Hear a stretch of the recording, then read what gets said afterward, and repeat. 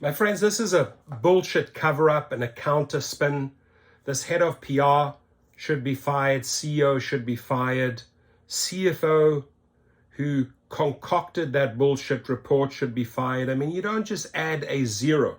And there's 100 people looking at this over and over again. You telling me, or you trying to tell me that you did not see this? He says, I'm Lyft's former head of PR. I'm surprised earnings blunders don't happen at more big companies because it has consequences. That's why it doesn't happen. People go to jail over this. There's million or hundreds of millions of dollars of fines. That's why this just doesn't happen with every company. So it's just a trashy answer. Will Valentine, Lyft's former head of communication. I mean, you got to pull your head out of your ass, Will Valentine, for actually trying to cover for your colleagues over there, right?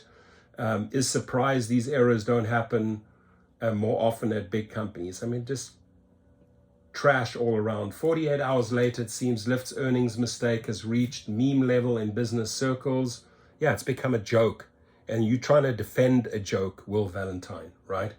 Lyft's earnings mistake has reached meme levels in business circles. And since I was Lyft's head of communications from early 2016 through the end of 2019, it's not a shock several people have reached out on the topic, mostly asking some version of WTF, right?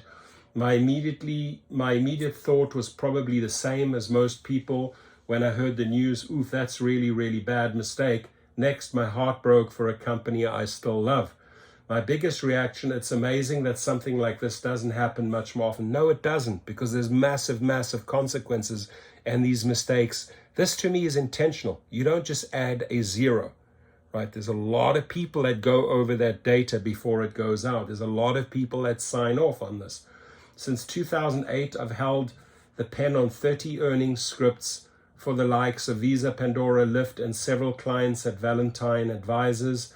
I know firsthand the extreme level of complexity and precision required to birth an earnings report every 3 months. It involves countless hours from several parts of the organization, including top executives, investor relations, finance, legal communications. In fact, in my Visa days, my wife and twin toddlers would decamp to grandma's house for 2 weeks because we knew I'd be fully consumed with the earnings process. And amazingly, the overwhelming majority of earnings cycles for thousands of companies go off without a hitch. In fact, it seems like the earnings process has reached a 5 nines levels of success where we've grown to reasonably expect flawless execution each time. Has to be, right? Akin to the highest standards of reliability and availability seen in sectors like telecommunications and cloud services. To be clear, this is not a critique of Lyft at all. Their mistake was a very big one, but it's surprising it just doesn't happen more often to other companies. That's why this Lyft example stands out. But when you're in the boiler room on the earnings cycle, it often doesn't feel so smooth. Humans are, well, human, and mistakes get made. It occasionally feels like important balls are on the verge of being dropped. So, coming from somebody who's been around the earnings block a few times, here are my 3 suggestions for anyone playing a leadership role in earnings process. Obsess over the process. For something with the potential to swing billions of dollars in value, it's astonishing how rarely companies examine the internal systems driving an earnings report. Instead, that process often unfolds organically based on habit. Earnings should be reviewed like any critical system, rigorously examined. Number 2, set a pens down rule for 48 hours before release. More times than I can count, a CEO or CFO has introduced a new direction for the script the evening before the earning release is scheduled to go out. Reasons vary widely, but can include boundless CEO creativity or a last-minute input from a board member.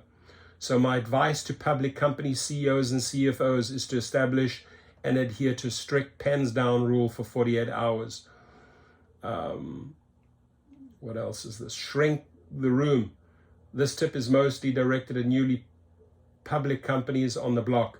but it's crucial to keep the number of people involved in the earnings process as lean as possible, similar to the IPO process. The bottom line, in the high-stakes world of earnings reports, a margin for error is razor thin.